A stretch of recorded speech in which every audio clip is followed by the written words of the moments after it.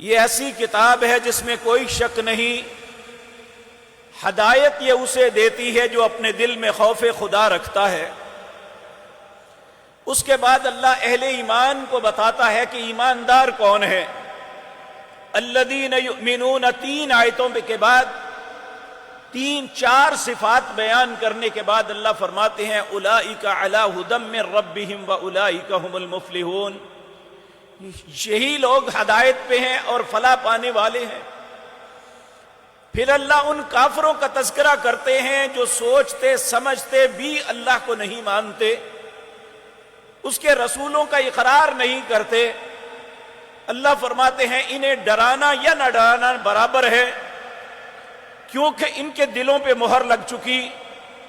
اللہ رب العزت ایسی خباثت سے ہم سب کو محفوظ رکھے۔ اور پھر اس کے بعد 13 آیات ہیں جس میں ان کا تذکرہ ہے جو بظاہر اسلام کا دم بھرتے ہیں لیکن اپنے دل میں نفاق رکھتے ہیں۔ اسلام میں مفاد ملے تو مسلمان، اسلام ان کے خلاف جائے تو مسلمانی اسلام کوئی حیثیت نہیں رکھتا۔ اللہ رب العزت ان کے دھوکے بازیوں کا تذکرہ کرنے کے بعد قرآن کریم کے تیسرے رکوع کے اندر سب سے پہلا جو انسانیت کو حکم دیا جا رہا ہے وہ یہ ہے یا ایھا الناس، اے دنیا جہان کے لوگوں، اعبدوا ربکم، اپنے رب کی عبادت کرو۔ کیوں کرو؟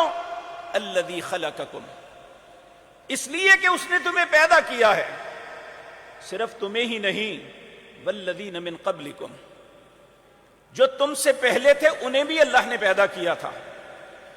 اور اگر آج میں اور آپ جس جگہ پہ رہتے ہیں یہ زمین اللہ کی ہے، ان الارض للہ، اس اللہ کی زمین پہ رہتے ہیں، اور جو کچھ اپنی زندگی اور بقا کے لیے کھاتے ہیں یہ بھی اللہ ہی کا عطا کرتا ہے۔ اگر اللہ نے خاندانوں میں پیدا کیا، ہمیں عزت و شرف سے نوازا، مختلف مناصب دیے، تو وہ کہتا ہے یہ بھی میں نے تمہیں عطا کیے، وگرنہ اگر اپاہج بنا دیتا، ہماری آنکھوں کی بنیائی چھین لیتا، ہماری سماعت کو ختم کر دیتا، ہمیں نہ کوئی ملازمت پہ رکھتا، ہمیں کوئی نہ اپنے پاس بیٹھنے دیتا، اگر یہ دماغ کے اندر تھوڑا سا فتور آ جاتا، ہمارا دماغ پاگل بنا دیتا، تو ہم کیا بگاڑ سکتے تھے؟ اللہ کہتے ہیں تمہیں صحت تندرستی کے ساتھ جو پیدا کیا، زندگی اور بقا دی، اس لیے تمہارا حق یہ ہے کہ میری عبادت کرو۔ اے حضرت انسان، میں اور آپ کائنات میں جتنی مخلوقات اللہ نے پیدا کی ہے وہ ساری کی ساری، جنہیں ہم بے جان بھی سمجھتے ہیں، جنہیں بے شعور بھی سمجھتے ہیں، اور یقین جانیے اس میں کوئی شک نہیں، اگر شعور اور بولنا، سننا اور سمجھنا یہ اگر اللہ نے کسی کو عطا کیا ہے تو وہ حضرت انسان کو ہے۔ اگر یہ ساری چیزیں، یہ درخت، یہ حجر، یہ شجر، یہ پتے، یہ دنیا کی کوئی چیز یہ اللہ کی عبادت کا انکار نہیں کرتے۔ سورۃ حج کے اندر اللہ فرماتے ہیں الم تر ان اللہ یسجد لہ من فی السماوات ومن فی الارض والشمس والقمر والنجوم والجبال والشجر والدواب، یہ ساری چیزیں اللہ فرماتے ہیں کہ آپ نہیں دیکھ رہے؟ ان اللہ یسجد، بے شک اللہ کو سجدہ کرتی ہیں ساری چیزیں جو آسمان میں ہیں یا زمین میں ہیں۔ ان اللہ یسجد لہ من فی السماوات ومن فی الارض والشمس، یہ سورج بھی سجدہ کرتا ہے۔ پیارے نبی جناب محمد الرسول اللہ نے ہمیں یہ بات بتلائی، سورج جب غروب ہوتا ہے، آئندہ طلوع ہونے کے پہلے اللہ کے عرش کے نیچے سجدے میں گر جاتا ہے، اللہ سے اجازت طلب کرتا ہے مجھے طلوع ہونے کی اجازت ہے، اللہ اجازت دیتے ہیں تو دوبارہ طلوع ہوتا ہے، وگرنہ ایک دن اللہ اسے واپس پلٹا کے کائنات کو ختم کر دیں گے۔ الم تر ان اللہ یسجد لہ من فی السماوات والارض والشمس والقمر، چاند بھی سجدہ کرتا ہے، والنجوم، یہ خربوں ستارے بھی اللہ کے سامنے سجدہ کرتے ہیں، والشجر، یہ درخت بھی اللہ کے سامنے سجدہ کرتے ہیں، والنجوم والشجر والدواب، جتنے جاندار، یہ درندے پرندے چرندے، یہ اڑنے والے، یہ تیرنے والے چلنے والے، 2 یا 4 ٹانگوں پہ، یہ سارے کے سارے جتنے جانور تم دیکھتے ہو وہ بہت خوفناک جانور ہیں یا بے ضرر ہیں، سب کے سب اللہ کے سامنے سجدہ کرتے ہیں، اللہ کی تعریف کرتے ہیں، اس کی عبادت کرتے ہیں۔ پھر اللہ فرماتے ہیں حضرت انسان کے متعلق، وَكَثِيرٌ مِّنَ النَّاسِ، انسانوں میں بھی کچھ کرتے ہیں، وَكَثِيرٌ حَقَّ عَلَيْهِمُ الْعَذَابُ، کچھ اپنی ذمہ داری کو محسوس نہیں کرتے، وہ اپنے آپ پہ عذاب کو حق کر لیتے ہیں کہ وہ اللہ رب العزت کو خالق مالک رازق ماننے کے باوجود اس کی عبادت نہیں کرتے۔ اللہ رب العزت ایسا انسان ہمیں کبھی نہ بنائے۔ میرے عزیز بھائیو، عبادت 3 قسم کی ہوتی ہے۔ نمبر 1 زبان کے ساتھ عبادت ہے، نمبر 2 بدن کے ساتھ عبادت، نمبر 3 اپنے مال کے ساتھ عبادت۔ آج میں نے مال کی عبادت کے متعلق آپ کے سامنے گزارشات کرنی ہے، کیونکہ عمومی طور پہ یہ سمجھا جاتا ہے کہ یہ مال چھیننے کا ایک بہانہ ہے۔ واللہ باللہ سمت اللہ، اگر کوئی دے یا نہ دے اللہ کو اس بات کی کوئی پرواہ نہیں، اللہ رب العزت تو خود رزق دینے والا ہے۔ واللہ یرزق من یشاء بغیر حساب، اللہ جس کو چاہتا ہے بغیر حساب کے رزق دے دیتا ہے۔ واللہ یبسط الرزق لمن یشاء ویقدر، کمانڈ اینڈ کنٹرول اس کے ہاتھ میں ہے، وہ جس کا چاہتا ہے کم کر دیتا ہے، جس کا چاہتا ہے بڑھا دیتا ہے۔ قرآن کریم میں اللہ رب العزت فرماتے ہیں اگر میں چاہتا تو سب کو دے دیتا، لیکن پھر دنیا کا نظام نہیں چل سکتا تھا۔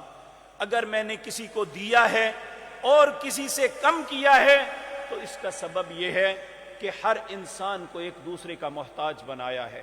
ایک فیکٹری آنر ہے، اگر اسے مزدور ہی نہ ملے وہ اپنی فیکٹری کیسے چلائے گا؟ اور اسی طرح ایک مزدور کو ایک صنعت کار نہ میسر آئے تو وہ کہاں پہ مزدوری کرے گا؟ ایک کاشتکار کو بندوں کی ضرورت ہے۔ اللہ نے اس کائنات کے نظام کو چلانے کے لیے یہ سارا معاملہ کیا ہے، کسی کو رزق کی فراوانی دی اور کسی کو رزق کم دیا۔ لیکن یہ بات یاد رکھیں، ہمارے لوگ اپنی سیاست کو چمکانے کے لیے یہ بات کہتے ہیں امیر امیر تر اور غریب غریب تر ہمیشہ ہوتا ہے، حالانکہ یہ بہت بڑا جھوٹ ہے۔ اللہ رب العزت فرماتے ہیں تلک الایام نداولها بین الناس، میں لوگوں کے درمیان دنوں کو پھیرتا رہتا ہوں۔ آپ نے بھی اپنی زندگی میں اس بات کا مشاہدہ کیا ہوگا کہ کل بچپن میں جنہیں ہم مزدوری کرتے ہوئے دیکھتے تھے، آج وہ بہت بڑی بڑی ملوں کے، بہت بڑی بڑی فیکٹریوں کے، بہت بڑی بڑی جگیروں کے آنر بنے ہوئے ہیں، اور کل جو بہت بڑی ملوں کے آنر تھے آج وہ چند ٹکوں کی دال کے لیے بھی ترستے ہیں۔ یہ اللہ رب العزت کی تقسیم ہے، جیسے چاہتا ہے ویسے کرتا ہے۔ اللہ فرماتے ہیں یہ کوئی نہ سمجھے کہ جو مال والا ہے میں نے اسے پسند کیا ہے اس لیے مال دیا۔ اللہ فرماتے ہیں جسے مال دیتا ہوں اسے بھی آزماتا ہوں، جس سے مال چھینتا ہوں میں اسے بھی آزماتا ہوں۔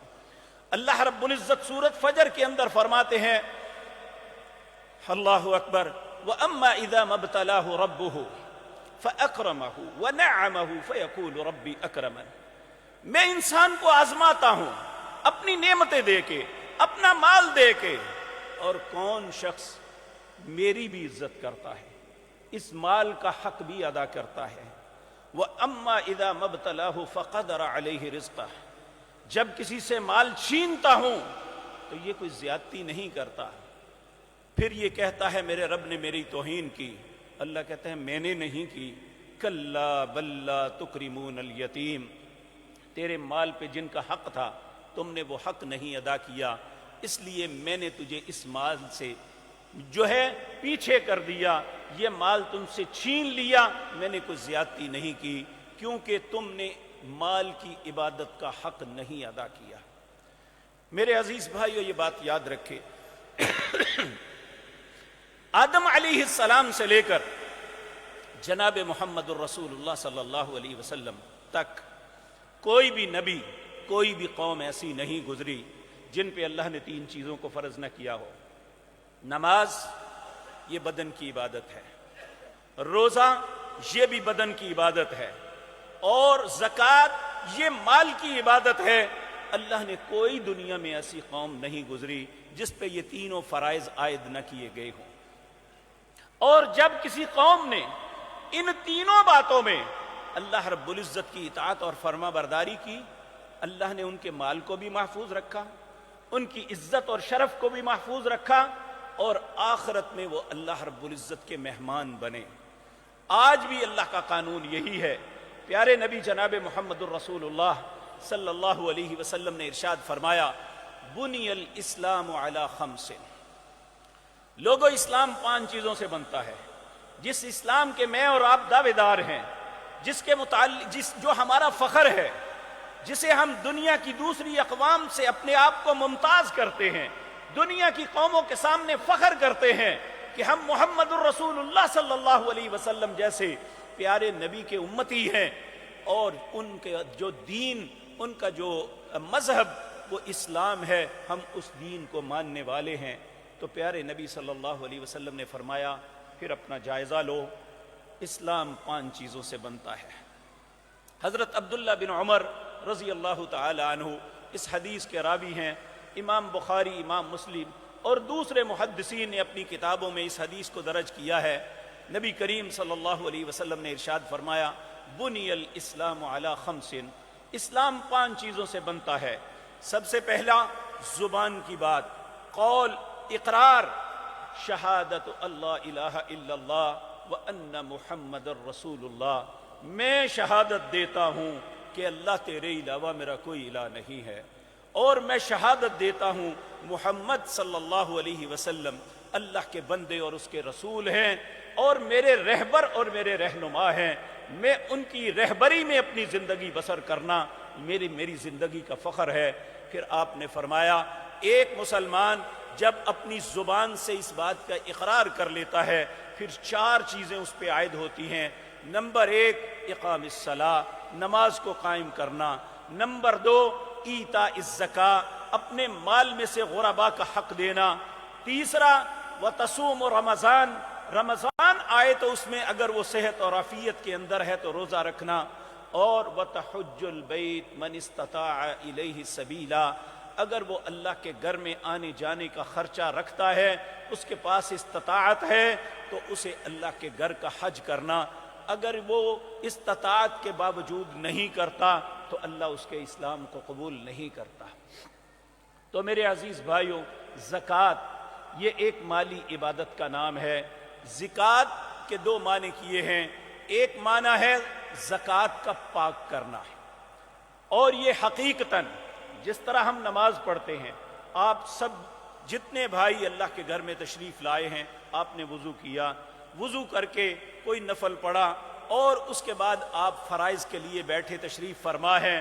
یہ جو وضو کیا، اللہ نے اس سے آپ کے بے شمار گناہوں کو صاف کر دیا، اور جب آپ نماز پڑھیں گے آپ کی بے شمار خطاؤں کو اللہ معاف فرما دیں گے۔ اسی طرح مال کے اندر بھی بہت سی خطائیں آتی ہیں۔ اگر انسان اس مال کا حق ادا کر دیتا ہے، اس خطا سے مراد یہ نہیں ہے کہ ہم مال کو حرام طریقے سے کمائیں تو وہ بھی معاف ہو جائے گا، ایسا نہیں ہے، بلکہ اگر ہم نے حلال طریقوں کو اپنایا، اس میں ہم سے خطائیں ہوئیں، تو وہ مال ہماری خطاؤں کے کفارہ بن جاتا ہے جو ہم اللہ کے رستے میں خرچ کر دیتے ہیں۔ کیونکہ اللہ نے اپنے حبیب کریم کو حکم دیا، سورۃ توبہ ہے، اللہ فرماتے ہیں خذ من اموالہم صدقۃ تطہرہم وتزکیہم وصلی علیہم ان صلاتک سکن لہم۔ اے میرے پاک پیغمبر، جنہیں میں نے مال سے نوازا ہے، ان سے اللہ کا حق لے لو، ان سے یہ وصول کر لو جو غرباء کا حق ہے۔ خذ من اموالہم صدقۃ تطہرہم، ان سے یہ لے کے انہیں پاک کر دو۔ جب یہ دے دیں گے اللہ کا حق، ان کا باقی کا مال پاک ہو جائے گا۔ وَتُزَكِّيهِمْ، ان کو پاک اور صاف کر دو۔ وَتُصَلِّ عَلَيْهِمْ إِنَّ صَلَاتَكَ سَكَنٌ لَهُمْ، ان کے لیے دعائے خیر کر دیجئے۔ کیونکہ آپ کی دعا ان کے لیے سکینت کا سبب، اطمینان کا سبب بن جائے گا۔ تو میرے عزیز بھائیوں، یہ زکوٰۃ کا دوسرا جو شرعی معنی یہ ہے کہ انسان کی بڑھوتری ہوتی ہے، انسان کا مال بڑھتا ہے۔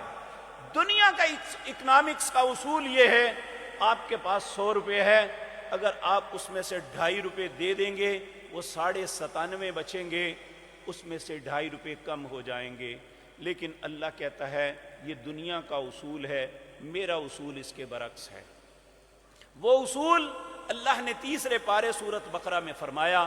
اللہ فرماتے ہیں مثل الذین ينفقون اموالهم فی سبیل اللہ، مثال اس بندے کی جو اپنے مال میں سے جو اللہ نے اسے دیا اس میں سے خرچ کرتا ہے۔ اموالهم فی سبیل اللہ، اللہ کے رستے میں خرچ کرتا ہے۔ اس کی مثال کیا ہے؟ کمثل حبہ، جس طرح ایک دانہ ہے، انبتت، اسے کسان بو دیتا ہے، پھر اس سے ایک پودا نکلتا ہے، فی کل سنبلۃ مئۃ حبہ، اور اس میں 7 شاخیں ہوتی ہیں، 7 سٹے لگتے ہیں، ہر سٹے پہ 100 دانہ لگتا ہے۔ جس طرح دنیا میں ایک دانہ بوتے ہو، اور تم بظاہر دنیا کا اصول یہ کہتا ہے جب وہ دانہ کھیت میں ڈالا، ہل چلایا، پانی دیا، وہ زمین میں گل گیا، ختم ہو گیا، وہ اس کی حیثیت ہمیں پتہ ہی نہیں، وہ زمین کی تہ کے اندر ہے۔ اللہ رب العزت فرماتے ہیں ان اللہ فالق الحب والنوا، اللہ وہ ذات پاک ہے جو اس دانے کو پھاڑتی ہے، اور زمین کی سختیوں سے وہ بڑا کمزور سا ایک پودا سب کچھ چیر کے باہر نکلتا ہے۔ اللہ کہتے ہیں یہ میں کرتا ہوں۔ ان اللہ فالق الحب والنوا یخرج الحی من المیت، ایک مردہ دانے سے ایک زندہ پودا کھڑا کر دیتا ہوں۔ پھر اللہ فرماتے ہیں جو تم خرچ کرتے ہو کمثل حبۃ انبتت 7 سنابل فی کل سنبلۃ مئۃ حبہ، جو بھی تم بوتے ہو اللہ اس کے بدلے 700 دانے تمہیں عطا کرتا ہے۔ اللہ کے رستے میں خرچ کرنا اسی طرح ہے جس طرح زمین میں دانہ بونے والے کی مثال ہے۔ تو اکنامکس ہمیں یہ کہتی ہے کہ ہمارا مال کم ہو جائے گا، اللہ کہتا ہے نہیں، زکوٰۃ سے تمہارا مال بڑھ جائے گا۔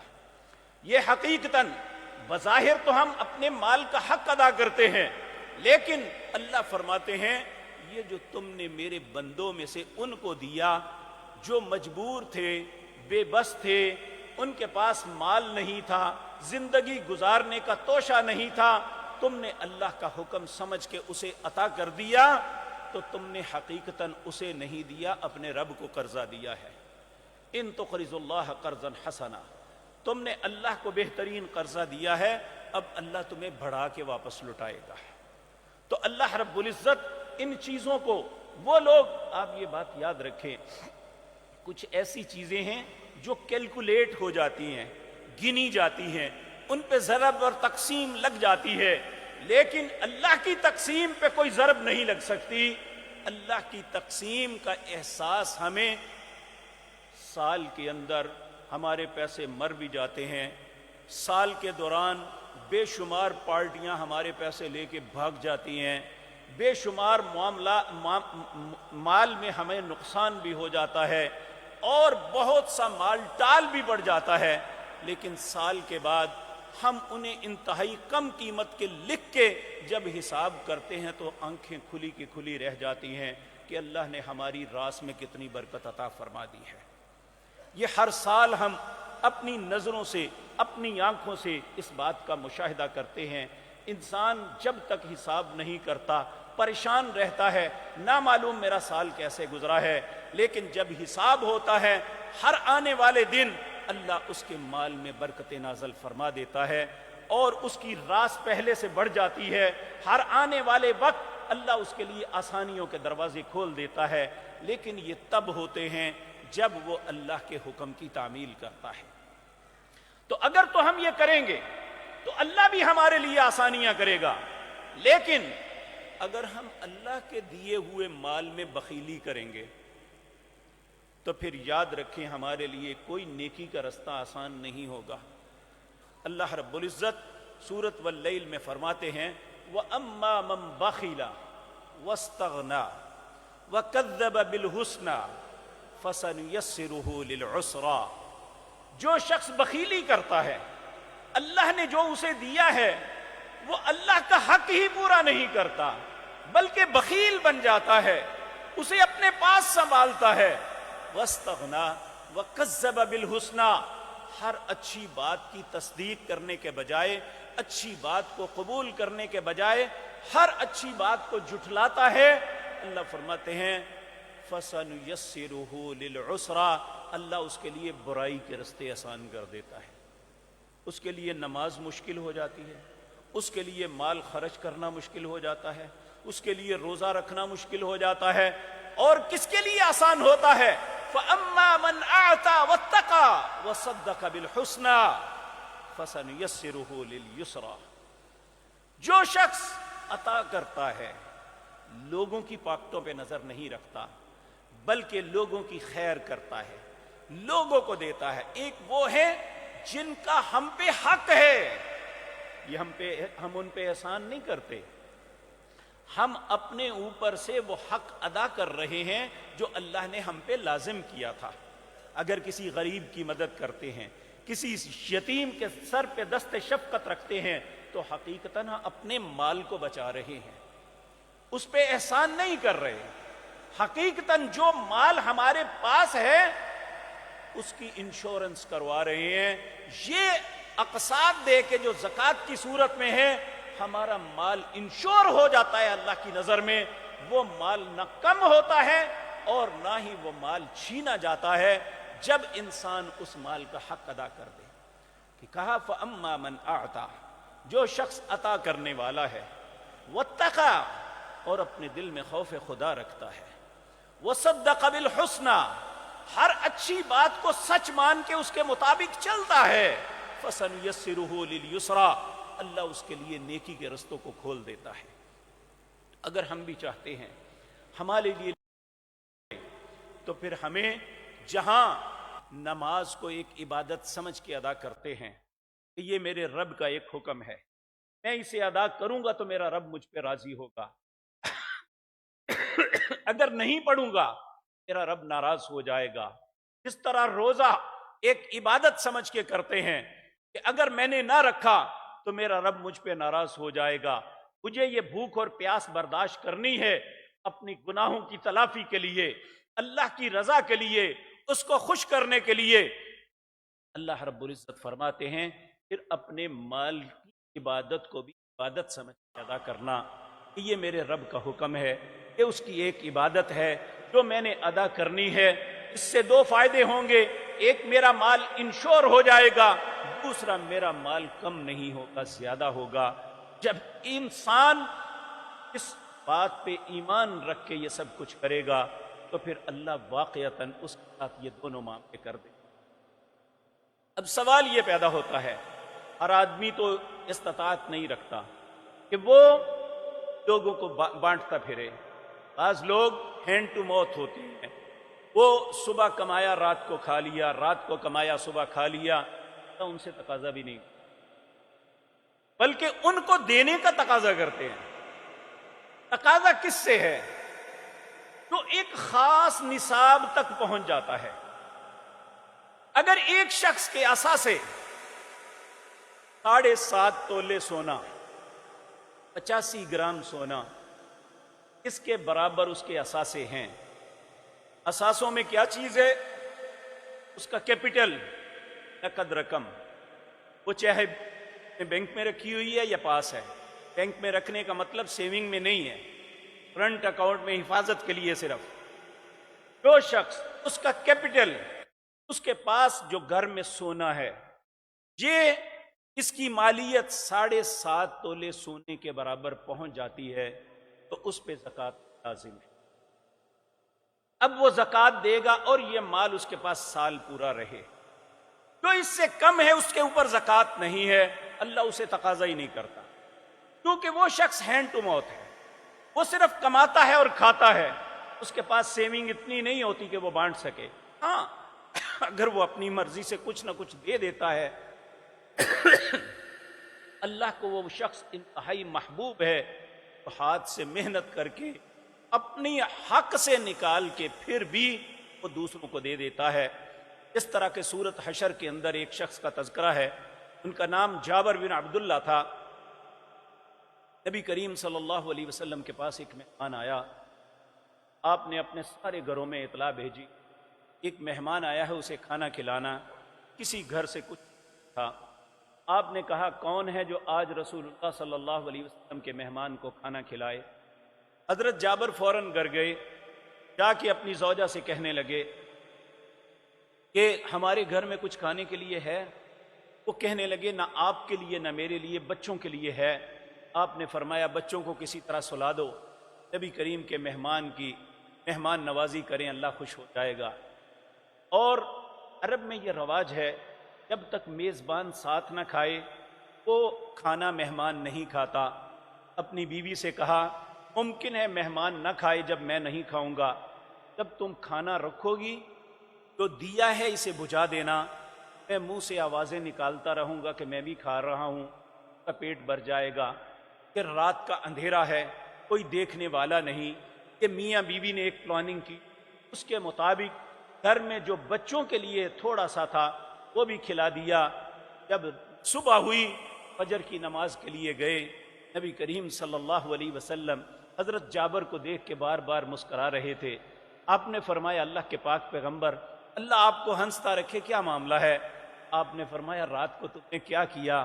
اللہ نے آسمان سے قرآن کے اندر تیرے آیتیں نازل کر دی، وَيُؤْثِرُونَ عَلَىٰ أَنفُسِهِمْ وَلَوْ كَانَ بِهِمْ خَصَاصَةٌ، وہ ایسے لوگ ہیں اپنی ضرورت کو بھی، ضرورت خود کو ہے لیکن اپنی ضرورت کو نظر انداز کر کے دوسروں کو ترجیح دیتے ہیں، اللہ ان پہ بڑا راضی ہے۔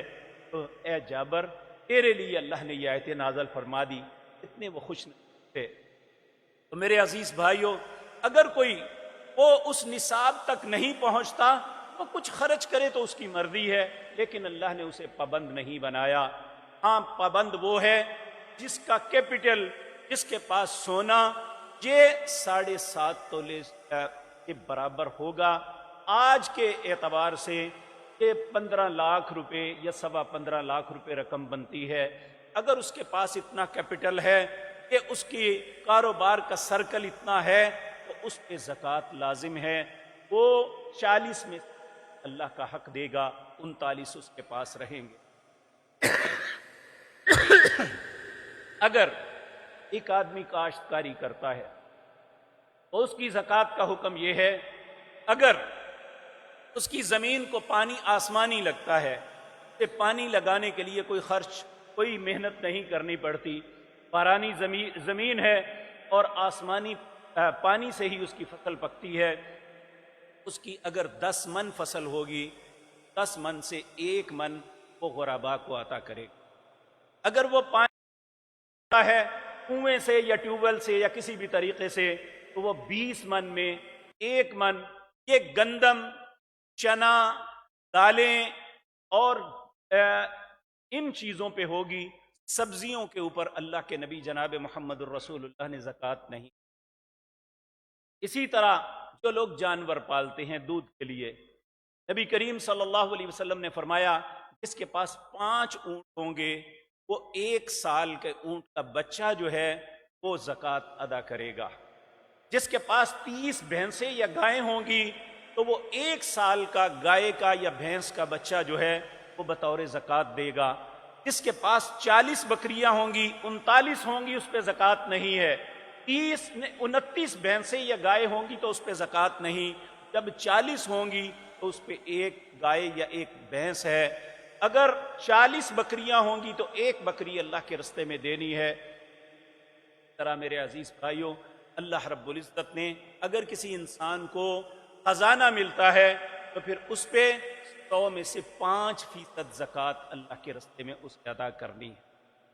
تو یہ اللہ کی طرف سے فریضہ ہے جو انسان کو ادا کرنا ہے۔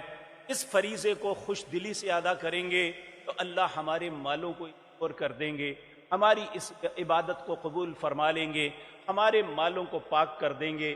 قیامت کا دن جب انسان سے 4 چیز متعلق سوال ہوگا، سوال میں اللہ ہمارے لیے آسانی پیدا فرما دیں گے۔ نبی کریم صلی اللہ علیہ وسلم نے فرمایا قیامت کا دن جو 50,000 سال کا دن ہوگا، ابن آدم اپنے دونوں قدموں میں ایک قدم بھی ہلا نہیں سکے گا جب تک 4 چیزوں کا جواب نہ دے دے۔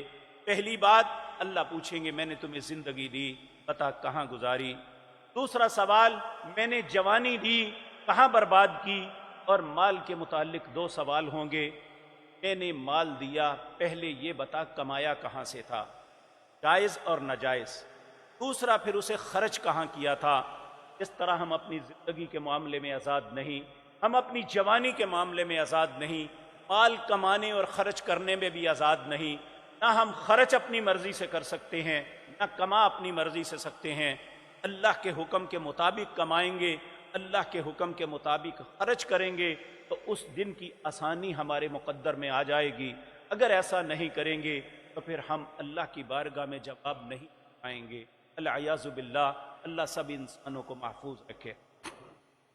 اب سوال یہ پیدا ہوتا ہے کہ اب دینی کس طریقے سے دینی ہے؟ تو نبی کریم صلی اللہ علیہ وسلم نے تفصیل تو بتائی، لیکن حکم اللہ نے سورۃ توبہ کے اندر اس کی آیت نمبر 60، سورۃ توبہ 10واں پارہ، اس کی آیت نمبر 60، اللہ فرماتے ہیں انما الصدقات، جہاں زکوٰۃ کو صدقہ سے تعبیر کیا۔ صدقہ کہتے ہیں خیر خواہی کو، یہ ضروری نہیں ہوتا کہ صدقہ صرف مال کا ہی ہو۔ نبی کریم صلی اللہ علیہ وسلم نے فرمایا تمہارا کسی مسلمان سے خندہ پیشانی سے ہنس کے ملنا یہ بھی صدقہ ہے، تمہارا کوئی رستے میں ایذا والی چیز پڑی ہوئی کو اٹھا کے سائیڈ پہ کر دینا یہ بھی صدقہ ہے، اور تمہارا کسی مسلمان کو اچھا مشورہ دینا، خیر خواہی کی بات بتا دینا یہ بھی صدقہ ہے۔ صدقے کا مطلب ہے خیر خواہی۔ جہاں صدقے سے مراد مال کا صدقہ ہے تو انسان دوسرے کی خیر خواہی کے لیے کرتا ہے۔ سوال یہ پیدا ہوتا ہے کہ زکوٰۃ کا کس دینا ہے؟ نبی کریم صلی اللہ علیہ وسلم کے پاس ایک شخص آیا، اس نے آ کے سوال کیا، اللہ کے پاک پیغمبر میں مجبور ہوں، مجھے عطا کیجیے۔ آپ نے فرمایا کہ نہ اس معاملے میں اللہ نے میری مانی ہے نہ پہلے کسی رسول، اللہ نے مدیں خود مقرر کی، اگر ان مدوں کے اندر تم آتے ہوگے تو میں ضرور دوں گا، وگرنہ ایسے نہیں دوں گا۔ یہ حدیث ہمیں بتاتی ہے مال کو پھینکنا نہیں ہے کہ جو آیا اسے دے دیا۔ اس طرح ہم نماز کے لیے اپنے لباس کو صاف کرتے ہیں، ہم کو صاف کرتے ہیں تاکہ ہماری نماز قبول ہو جائے، ہم اپنے ذہن کو صاف کرتے ہیں، اپنے لباس کو صاف کرتے ہیں۔ اس طرح کہ مال کا معاملہ جو ہے کہ صرف یہ نہیں جو آیا اسے دیتے جاؤ، بلکہ ہے کہ آپ حقدار کو تلاش کریں، جو حقدار ہے اس تک اس کا حق پہنچائے۔ اب سوال یہ پیدا ہوتا ہے حقدار کون ہے؟ اللہ رب العزت فرماتے ہیں انما الصدقات للفقراء، یہ صدقے کے سب سے پہلے، زکوٰۃ کے سب سے پہلے حقدار فقراء ہیں۔ پھر نبی صلی اللہ علیہ وسلم نے وضاحت فرمائی کہ فقیر وہ ہے جس کی ڈیفینیشن اللہ نے قرآن میں کی۔ ڈیفینیشن کیا ہے؟ سورۃ بقرہ کے اندر الفقراء، فقیر وہ ہیں احصروا فی سبیل اللہ، جو اللہ کے راستے میں روک لیے گئے، جس طرح آج فلسطین غزہ کے مسلمان ہیں، کشمیر کے مسلمان ہیں، اور دنیا میں ایسی جگہ جہاں کفار نے مسلمانوں کو اس طرح قیدی ہوتے ہیں اپنی من مرضی سے رکھا ہوا ہے۔ کہا سب سے پہلے فقیر یہ ہیں احصروا، تو صرف اللہ کی وجہ سے، ایمان کی وجہ سے، اس کے رسول کے اقرار کی وجہ سے، قرآن کو کتاب حق ماننے کی وجہ سے ان کو زندگی کی ان پہ اجیرن کر دی جاتی ہے۔ تو نبی کریم اللہ رب العزت نے فرمایا احصروا، کہ اللہ کے رستے میں روک لیے گئے ہی اصل فقیر۔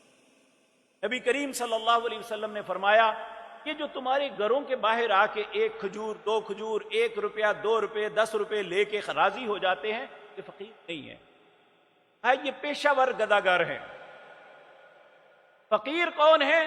سب سے پہلا احسرو، دوسرا لا یستطیعون ضربا فی الارض، اپاہج ہے، بینا ہے، اس کا ہاتھ نہیں ہے، کی ٹانگ نہیں ہے، یا اس کا جسم اتنا لاغر کمزور ہو گیا ہے مزدوری کر ہی نہیں سکتا، نظر آ رہا ہے بیچارہ مزدوری نہیں کر سکتا۔ کہا لا یستطیعون ضربا فی الارض، وہ زمین میں مارنے کی طاقت نہیں رکھتا، لا یستطیعون ضربا فی الارض۔ اور تیسرا وہ سفید پوش ہے، لا یستطیعون ضربا یحسبهم الجاہل اغنیاء من التعفف، جو عام آدمی ہے اسے دیکھ کے سمجھتا ہے یہ تو اچھا بھلا ہے، تو مانگتا نہیں ہے، لوگوں کے سامنے ہاتھ نہیں پھیلاتا، لیکن ہے سفید پوش۔ اور ایسے لوگ ہمارے خاندانوں میں ہوتے ہیں، ہمارے محلوں میں ہوتے ہیں، ہمارے ملازموں میں ہوتے ہیں، ہمیں ان کو دیکھنا چاہیے۔ اللہ فرماتے ہیں لا یستطیعون ضربا فی الارض یحسبهم الجاہل اغنیاء من التعفف تعرفهم، ان کے چہروں کی پریشانی دیکھ کے بندہ سوچتا ہے کہ کیا پریشانی ہے اس، یہ فقیر ہے، مانگتا نہیں، لیکن چہرے کی پریشانی ظاہر کرتی ہے کہ یہ کسی ہے۔ ایسے پریشان حال چہروں کو پہچانے۔ ہاں، یحسبهم الجاہل اغنیاء من التعفف، جاہل آدمی سمجھتا ہے یہ تو اچھا بھلا ہے، تعرفهم بسیماہم لا یسألون الناس الحافا، تو واقعتاً ضرورت مند ہے کبھی چمٹ کے نہیں مانگتا، کہ اللہ نے کرائٹیریا بتایا کہ جو اصل فقیر ہے وہ کبھی چمٹ کے نہیں مانگتا، جو چمٹ جاتا ہے وہ حقیقی فقیر نہیں ہوتا۔ کہ فقیر ڈیفینیشن اللہ نے قرآن کریم میں فرمائی، آپ اپنے گھروں میں اٹھا کے دیکھ لیں، للفقراء الذین احصروا لا یستطیعون ضربا فی الارض یحسبهم الجاہل اغنیاء من التعفف تعرفهم لا یسألون الناس الحافا۔ یہ 6 نشانیاں اللہ رب العزت نے بتائی، اگر ان میں سے کوئی نشانی دیکھیں تو یہ فقیر ہے، اسے دیکھیں۔ دوسرا حقدار ہے مسکین۔ مسکین کی ڈیفینیشن یہ ہے، ہم سمجھتے ہیں شاید مسکین وہ ہوتا ہے وہاں فوت ہو جائے، حالانکہ ایسی بات نہیں۔ مسکین وہ شخص ہوتا ہے جو مزدوری کرتا ہے، لیکن اس کی کوشش، محنت، جد و جہد کے باوجود اس کے پاس عزت نہیں اسے ملتی کہ وہ اپنے گھر والوں کی کفالت کر سکے، اپنے بچوں کی تعلیم و تربیت کا معاملہ کر سکے، اور اپنا کھانا پینا، اپنا لباس اچھا کر سکے۔ اگر خدا نخواستہ گھر میں کوئی بیماری آ جاتی ہے تو وہ اس کا علاج معالجہ کر سکے۔ ایسے شخص کو کہتے ہیں جو بظاہر تو نظر آتا ہے کہ یہ فلاں فیکٹری میں ملازم ہے، یا فلاں مستریوں کے ساتھ کام کرتا ہے، یا فلاں جگہ یہ کام کرتا ہے، لیکن حقیقتاً وہ مسکین آدمی ہے، اجرت اسے اتنی نہیں ملتی کہ وہ اپنے گھر والوں کی کفالت کر سکے۔ میرے عزیز بھائیو، یہ آپ بات جانتے ہیں، تعلیم اس وقت ہماری زندگی، کوئی کسی بیٹی کا رشتہ نہیں لیتا جب تک اس کی تعلیم کے متعلق نہیں پوچھتا، بیٹے کا رشتہ نہیں کرتا جب تک اس کی ایجوکیشن کے متعلق نہیں۔ یہ بھی ایک مجبوری بن گئی ہے کہ لوگوں، غرباء کے بچوں کی تعلیم و تربیت کے لیے بھی ہمارے لیے ہے کہ ہم اس کی طرف توجہ۔ اسی طرح میرے عزیز بھائیوں، تیسرا اللہ رب العزت نے فرمایا یتیم وہ ہے جو نابالغ ہے، جب بالغ ہو جاتا ہے وہ یتیم اس سے نکل جاتا ہے۔ وہ نابالغی کے اندر باپ فوت ہو گیا، جو گھر کا کفیل تھا وہ نہ رہا، اور ماں بیچاری کتنی مزدوری کر سکتی ہے، وہ بیچارے معاشرے کے پسے ہوئے لوگ ہوتے ہیں۔ ایسے انسان کے ساتھ مدد کرنا اتنا عظیم اجر ہے۔ نبی کریم صلی اللہ علیہ وسلم نے فرمایا، جس نے اپنے گھر کے اندر ایک یتیم رکھا، پرورش کی، اس پہ خرچ کیا، اس کی تربیت کی، پروان چڑھایا، جب قیامت کا دن ہوگا، نبی کریم نے اس طرح 2 انگلوں کہا، اس طرح یہ انگلی اس کے ساتھ ہے، اس طرح وہ بندہ جس نے یتیم کے ساتھ ایسا کیا وہ جنت میں ملے۔ تو اسی طرح میرے عزیز بھائیوں، یتیم کے ساتھ شفقت کرنا کا اتنا بڑا اجر ہے۔ جس نے کسی کو دیکھا اس کا باپ فوت ہو گیا، کہ قسم پرسی میں بیچارہ پھر رہا ہے، وہ بیٹی ہے یا بیٹا، پیار اور شفقت سے اس کے سر پہ ہاتھ ہی رکھ دیا. نبی کریم فرمایا کہ سر کے نیچے جتنے ہاتھ بال آئیں گے اللہ اتنے گناہ اس کے کر دیں گے. کہ میرے بھائیوں، اللہ نے جن کے ماں باپ کو زندہ رکھا ہے اللہ سلامت رکھے. اللہ رب العزت ان کی اولادوں پہ ہمیشہ ان کا سایہ قائم و دائم رکھے. لیکن جن کا سایہ اٹھ جاتا ہے ہم پہ یہ ذمہ داری ہو جاتی ہے ہم ان کی کفالت کریں. لیکن بدقسمتی یہ ہے کہ ہمارے معاشرے میں ایسے بدقسمت چچا پھپھیاں تائے خالہ ایسے ہیں تو ان یتیم کا حق بھی مار کے کھا. اللہ رب العزت یتیم کے مال کو کھانے پہ اتنا ناراض ہوتا ہے. اللہ فرماتے ہیں الذین یاکلون مال الیتامی ظلما انما یاکلون نارا. جس نے یتیموں کا حق کھایا اس نے اپنے پیٹ کے اندر جہنم کی آگ بھری ہے، اس نے ان کا مال. اس لیے میرے عزیز بھائیوں، ایک ہیں والعاملین. اسلامی حکومت کو چلانے کے لیے جتنے کارندے کام کرتے ہیں اس کے تحت ان کو مال زکوٰۃ میں تنخواہ ادا کی جائے. ہمارے ایک پریزیڈنٹ تھے اللہ ان پہ رحم فرمائے، ضیاء الحق نے کوشش کی نظام زکوٰۃ قائم کریں، لیکن ہمارے فوج میں ہی وہ بہت سے افسروں نے یہ بات کہی کہ ہم زکوٰۃ کے مال سے تنخواہیں لیں گے، کہ مال تو کھا لیتے لیکن جو اللہ نے ہمارا حق رکھا ہے اس کو لینے کے لیے تیار نہیں ہے.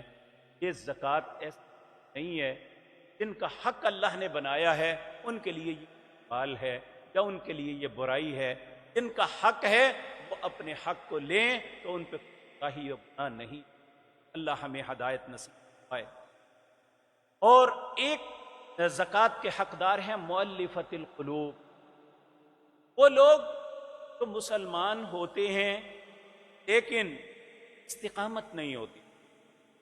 ہم ان کو ان کی تالیف قلب کے لیے زکوٰۃ میں دے سکتے ہیں تاکہ وہ اسلام کے اوپر پختہ ہو جائے. انہیں کوئی کاروبار کر کے چھوٹی موٹی دکان مزدوری کروا دیں، چھوٹا موٹا کام شروع کروا دیں جس کے ساتھ ان کی زندگی گزرے اور وہ اسلام پہ استقامت.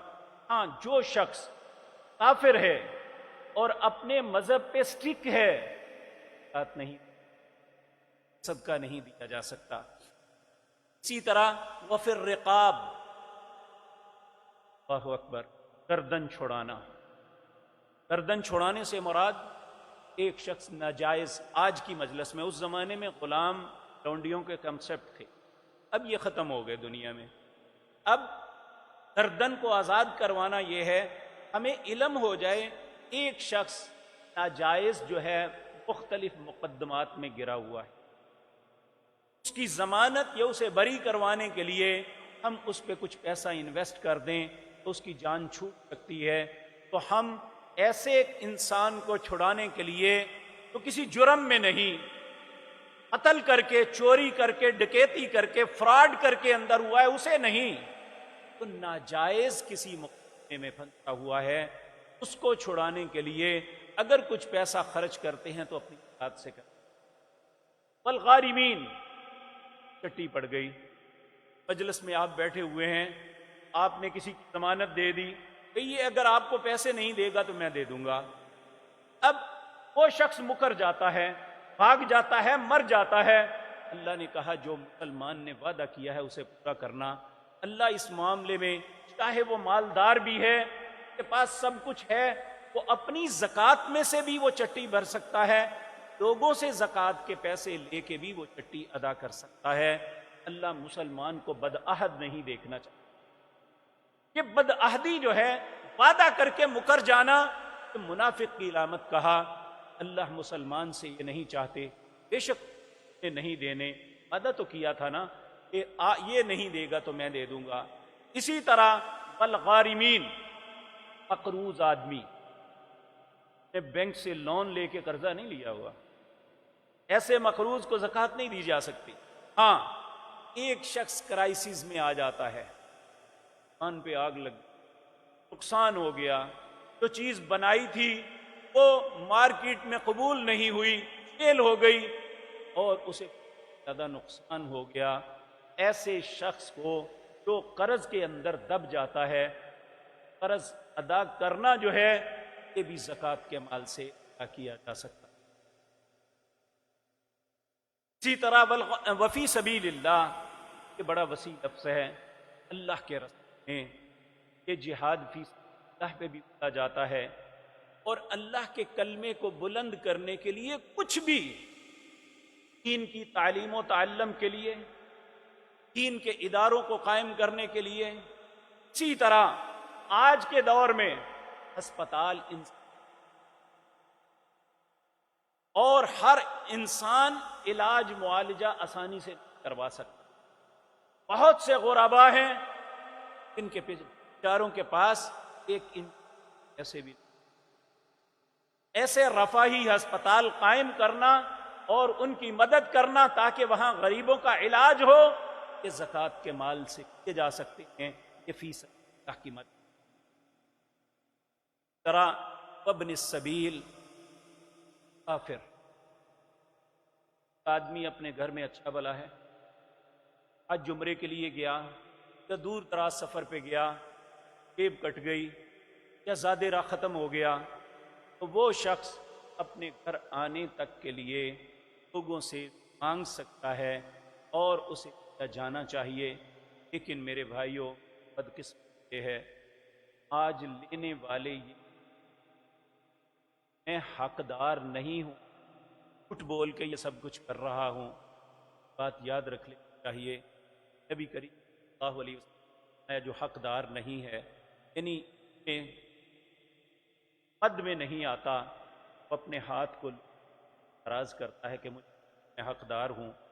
نبی کریم صلی اللہ علیہ وسلم آیا، سب سے پہلی پھٹکار اللہ کی طرف، اس کے پکڑ کے در بول دیں۔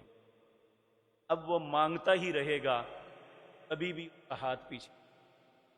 آپ دیکھیں بعض اوقات ہماری زندگی میں کئی دفعہ ایسا آیا جب روپے کی تبدیلی کا معاملہ آتا ہے اور بہت سے لوگ فقراء لاکھوں سے جو ہیں دبائے ہوتے، وہ بینکوں میں بدلنے جاتے ہیں۔ دیکھیں اللہ کی شان، مانگتے ہوئے اتار دیتے، نہ ان کا پیٹ بھرتا ہے، نہ ان کا من اسودہ ہوتا ہے، نہ انہیں پہننا نصیب ہوتا ہے، نہ ہوتا ہے۔ طرح ان کے پیسے گل سڑ کے ختم ہو جاتے ہیں، یا ان کی اولادیں ان پہ جوئے پہ ہار جاتی ہیں، لیکن وہ اپنے سر پہ سارا گناہ لاد کے اللہ کے حکم۔ نبی کریم صلی اللہ علیہ وسلم نے جس کا حق نہیں تھا کیا جواز مانگا، لوگوں نے اسے حقدار سمجھ لیا۔ جب قیامت کے دن اللہ کے روبرو ساری مخلوق پیش ہوگی تو اس انسان کے چہرے پہ یہ جلد اور ماس نہیں ہوگا، اس طرح ایک مردار کی کھوپڑی جس پر کوئی گوشت کا ٹکڑا نہیں ہوتا، اس طرح اس کا چہرہ مسخ کر کے کائنات۔ میرے بھائیوں، اللہ رب العزت نے ہمیشہ خودداری سکھائی۔ پیارے نبی جناب محمد اللہ کے ایک صحابی تھے حضرت حکیم ہزام، جہاں دینے والوں کو ترغیب دی دینے کی، وہاں مانگنے والے کو بھی کنٹرول کرنے کا حکم دیا۔ حضرت حکیم بن ہزام یہ مکہ مکرمہ کے اندر ایک لینڈ لاٹ آدمی تھے، کاروباری تاجر انسان تھے، گھر میں آسودگی تھی، لیکن جب ہجرت کی انہوں نے سب کچھ چھین لیا، خالی ہاتھ ہجرت کر کے مدینہ منورہ پہنچے۔ جب مدینہ منورہ آئے، کئی دن گزر گئے، نہ پاس راز تھی نہ گھر تھا، مہاجر ہو کے آئے تھے، ایک نئی جگہ تھی، بھوک اور پیاس سے تنگ آ کے نبی کریم صلی اللہ علیہ وسلم آ کے عرض کی، اللہ کے رسول گھر میں فاقے ہیں، آپ کچھ عطا کیجیے۔ نبی کریم صلی اللہ علیہ وسلم کو دیکھا، آپ اٹھے، اٹھتے ہوئے آپ نے آہستہ سے کہا، حکیم۔ حضرت حکیم بن ہزام نے یہ بات سن لی، نبی کریم گھر میں تشریف لے گئے، کچھ لے کے آؤں ان کو دوں۔ جب واپس آئے، کام جا چکے تھے۔ کہاں ہیں؟ چلے گئے۔ بھائی کیوں چلے گئے؟ کہا نہیں، آپ جب اندر تشریف لے گئے حکیم کام بھی چلے۔ آپ نے بلایا، کہا حکیم آ کے مانگا تھا، میں لینے گیا، تم چلے کیوں گئے؟ رو پڑے، اللہ کے پاک پیغمبر صلی اللہ علیہ وسلم آپ نے یہ آہستہ سے کہا تھا نا، نہ مانگتے تو کیا تھا، میں نے سن لیا، اللہ کی قسم ہاتھوں سے کر کے اپنے بچے پالوں گا، میں کبھی نہیں۔ آپ میرے لیے دعا فرمائیں، اللہ میری محنت پال دے۔ پھر ایک وقت ایسا آیا پکے سے کئی گنا زیادہ اللہ نے انہیں رکھ دیا۔ حضرت ابو بکر کے دور میں جب مال غنیمت بہت اکٹھا ہوا، ہر مسلمان کو اس گھر تک اس کا حق پہنچایا گیا۔ حضرت ابو بکر حکیم بن حزام کے گھر لے کے گئے، یہ تمہارا حق ہے، اس لے لو۔ کہا نہیں، میں اللہ کے نبی کے سامنے وعدہ کیا تھا اپنے ہاتھوں سے کھا کے کھاؤں گا، میں یہ چیز کا۔ کہنے لگے تیرا حق ہے، ہر مسلمان کو اس کا حق دیا گیا۔ کہا نہیں، آج کے بعد وہی ہاتھ کمائیں گے۔ نہ لیا، رکھ دیا۔ سال گزر گئے، حضرت عمر کا دور آیا۔ حضرت عمر آپ کے پاس اتنا زیادہ اکٹھا ہو گیا، ایک پیسوں کا درہم دینار چاندی اور سونے کے سکوں کی گٹھڑی بن گئی۔ پر خلیفۃ المسلمین 22.5 لاکھ مربع میل کا اکیلا حاکم، دنیا کا کوئی حاکم ان کا مقابلہ نہیں کر سکتا، لیکن اللہ کا خوف اتنا ہے کہ جس کا حق ہے اسے ادا کرو۔ نہیں لینے آ رہے، جب دوسرا تیسرا سال آ گیا، سر پہ وہ گٹھڑی اٹھائی، اپنے سر پہ، وقت کا حاکم سر پہ گٹھڑی اٹھائی، کام کا دروازہ کھٹکھٹایا۔ انہوں نے دروازے سے دیکھا عمر سر پہ گٹھڑی اٹھائے کھڑے ہیں۔ کہنے لگے امیر المومنین، اللہ کی قسم رسول اللہ سے وعدہ کیا تھا میں نے اپنے ہاتھوں سے کھا کے ہی کہا۔ تو اللہ رب العزت نے دنیا کے اندر 1400 سال کے اندر حکیم بن حزام کو ایک مثال بنا کے دے دیا کہ جب انہوں نے اپنے رب پہ توکل کیا، اللہ رب العزت نے انہیں ہر چیز سے نواز دیا۔ آج میرے اور آپ کے لیے بھی یہ بہت بڑا سبق ہے کہ ٹھیک ہے اگر اللہ نے کسی یتیم کا، کسی مسکین کا، کسی فقیر کا، کسی عامل کا، کسی کا حق رکھا ہے، یہ ملنا چاہیے، اسے لینا چاہیے، لیکن اگر کوئی انسان خودداری اختیار کرتا ہے، تو پہ نظر نہیں رکھتا، اپنے رب پہ بھروسہ کرتا ہے، اللہ اپنی ذات پہ بھروسہ کرنے والوں کا اللہ فرماتے ہیں وَمَن يَتَوَکَّلْ عَلَى اللَّهِ فَهُوَ حَسْبُهُ، تو بھی اللہ پہ بھروسہ کرے گا اللہ اس کے لیے کافی ہو جاتا ہے۔ ہم اپنی زندگی کے معاملات میں کبھی بھی ہمارے سارے راستے بند ہو جائیں، کر لیں، یقین جانیے سارے بند دروازوں کے دریچوں کو کھول کے ہم تک سب کچھ بتا دے گا آپ کے۔ تو میرے عزیز بھائیوں، آج کی میں میرے اور آپ کے لیے سبق ہے۔ اللہ رب العزت نے آپ میں سے بے شمار ایسے لوگ ہیں جنہیں صاحب نصاب بنایا۔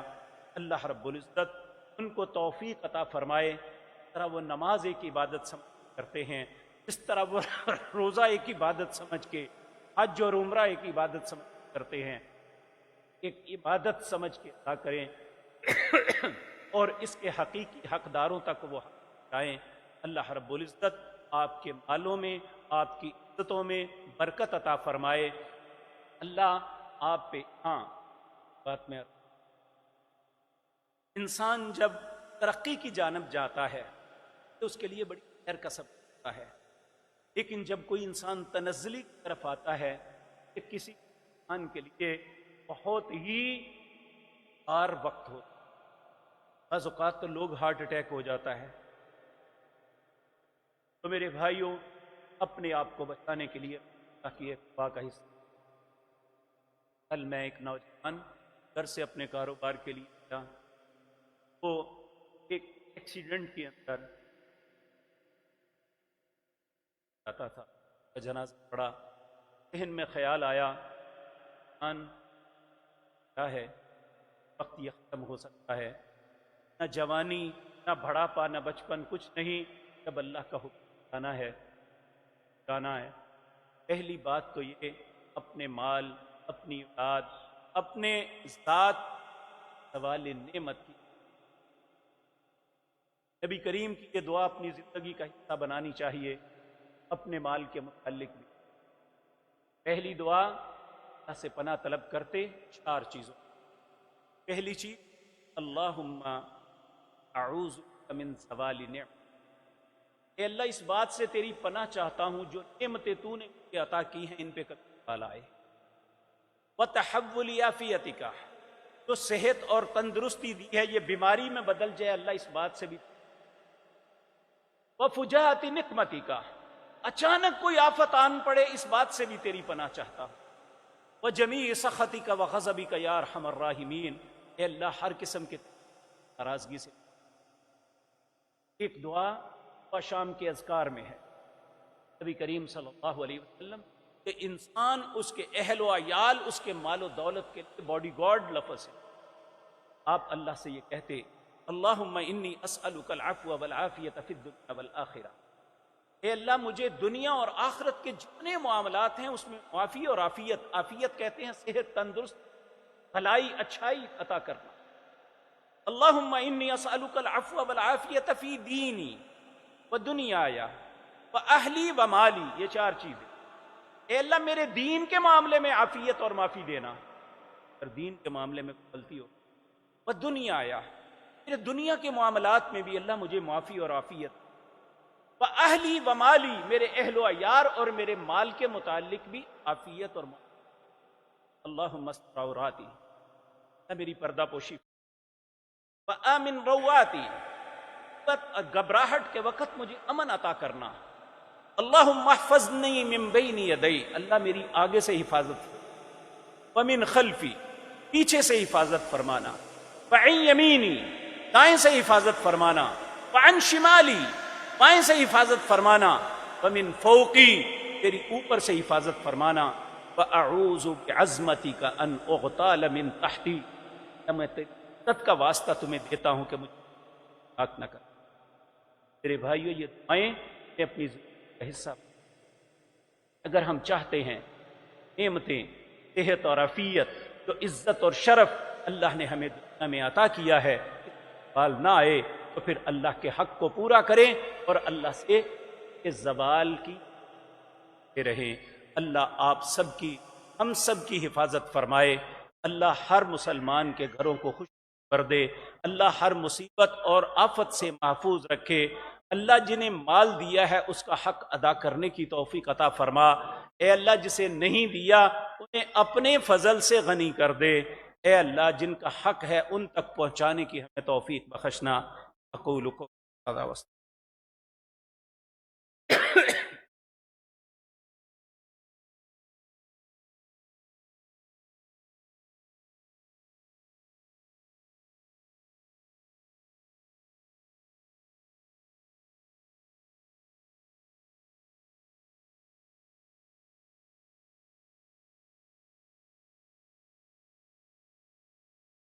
الحمد للہ نحمده ونستعینه ونستغفره ونعوذ باللہ من شرور انفسنا ومن سیئات اعمالنا، من يهده الله فلا مضل له ومن يضلل فلا هادي له، واشهد ان لا اله الا الله وحده لا شريك له، واشهد ان محمدا عبده ورسوله، اما بعد فاعوذ باللہ السمیع العلیم من الشیطان الرجیم، بسم اللہ الرحمن الرحیم، ان اللہ وملائکتہ یصلون علی النبی یا ایہا الذین آمنوا صلوا علیہ وسلموا تسلیما، اللہم صل علی محمد وعلی آل محمد کما صلیت علی ابراہیم وعلی آل ابراہیم انک حمید مجید، اللہم بارک علی محمد وعلی آل محمد کما بارکت علی ابراہیم وعلی آل ابراہیم انک حمید مجید۔ حضرات محترم، جس طرح میں نے گزشتہ خطبے میں یہ بات عرض کی ہے کہ جس طرح غرباء، یتیم، مساکین ان کا حق ہے، وہاں فی سبیل اللہ یہ اللہ کے گھروں کے ساتھ جو مدارس ہیں جہاں غریب طلباء پڑھتے ہیں ان کا بھی حق ہے۔ ہم رمضان المبارک کے ان 4 جمعوں میں آپ کے سامنے اپنے ادارے، مسجد نہیں مدرسے کے لیے یہ التجا کرتے ہیں کہ الحمدللہ اس دفعہ 1250 طلباء نے امتحان دیا، 124 حافظ قرآن، 144 قاری قرآن اور 25 علماء کرام یہاں سے فارغ ہوئے، اور الحمدللہ یہ اظہار تشکر کے لیے اللہ کا شکر ادا کرتے ہوئے کہتے ہیں کہ پاکستان کے کسی بھی بڑے ادارے سے بہتر اللہ نے یہ توفیق بخشی، یہ ہوا، یہ سب کچھ آپ کی محنت، آپ کی کوشش کا نتیجہ ہے، آپ کی دعاؤں اور آپ کی اعانت کی وجہ سے ہوا ہے۔ اور رمضان المبارک کے ان جمعوں میں ہم آپ سے توقع رکھتے ہیں کہ جہاں سب سے پہلے میں عرض کروں گا آپ کے رشتہ دار حق رکھتے ہیں، اس کے بعد آپ کے ملازم، آپ کے قریبی محلے دار، پڑوس میں جو لوگ ہیں وہ حق رکھتے ہیں۔ لیکن اللہ نے جن کو مال سے نوازا ہے وہ ان سب کو دے کے بھی ان کے پاس وافر ہوتا ہے، تو وہ اللہ کے اس گھر کے ساتھ بھی اعانت فرمائے۔ جو مسجد کے لیے آپ کریں گے وہ زکوٰۃ یا صدقات میں سے نہیں، صاف مال سے دینا ہے، کیونکہ یہاں سب لوگ آتے ہیں، نماز پڑھتے ہیں، وضو کرتے ہیں، پانی ہے، بجلی کے بل ہیں اور کچھ مرمت کے معاملات ہوتے ہیں۔ یہاں ہماری مسجد کے معاملے میں زیادہ ملازم بھی نہیں ہیں، 6-8 لوگ ہیں، 5 گن مین ہیں، 3 اساتذہ ہیں، 2 ناظرہ پڑھاتے ہیں، 1 ترجمۃ القرآن پڑھاتے ہیں، اسی طرح گن مین ہیں۔ تو یہاں مسجد کا بہت بڑا کوئی خرچہ نہیں، بہت بڑا خرچہ مدرسے کا ہے۔ اللہ رب العزت آپ کو آپ کے مالوں میں برکتیں عطا فرمائے، آپ اللہ کے حق میں سے ان کے حق کو بھی یاد رکھیں۔ یہ ایک محمد سعید بٹ صاحب ہیں، ان کی میت آئی ہے، نماز کے بعد انشاءاللہ ان کا نماز جنازہ پڑھیں گے۔ اللہ رب العزت ان کی اور جو بھی فوت ہوئے ہیں اللہ ان کی مغفرت فرمائے۔ بہت سے لوگوں نے اپنے بیماروں کے لیے اپنی پریشانیوں کا تذکرہ کیا ہے، اور خصوصاً اس وقت غزہ کے مسلمان ہماری دعاؤں کے مستحق ہیں، ہم ان کے لیے دعا کریں۔ انشاءاللہ نبی کریم صلی اللہ علیہ وسلم جب بھی مسلمانوں پہ کوئی آفت آتی، آپ نماز کی آخری رکعت میں رکوع سے اٹھ کے قنوت نازلہ کرتے۔ ہم انشاءاللہ آج قنوت نازلہ کریں گے، جس میں جہاں فلسطین اور کشمیر کے مسلمان اور مظلوموں کے لیے دعا کریں گے، وہاں اپنے ملک کے امن و امان کے لیے، اپنے ملک کے مصیبتوں اور مشکلات سے نکلنے کے لیے اللہ سے التجا کریں گے۔ اے اللہ ہمارے ملک میں بھی امن و امان نصیب فرما دے، اے اللہ ہمارے ملک کو مشکلات سے نکال دے، اے اللہ اس میں رہنے والوں کے گھروں کو خوشیوں سے بھر دے، اے اللہ ہر قسم کی آسانیاں سب کے نصیب میں فرما دے۔ سبحان ربک رب العزت عما یصفون وسلام علی المرسلین والحمد للہ رب العالمین۔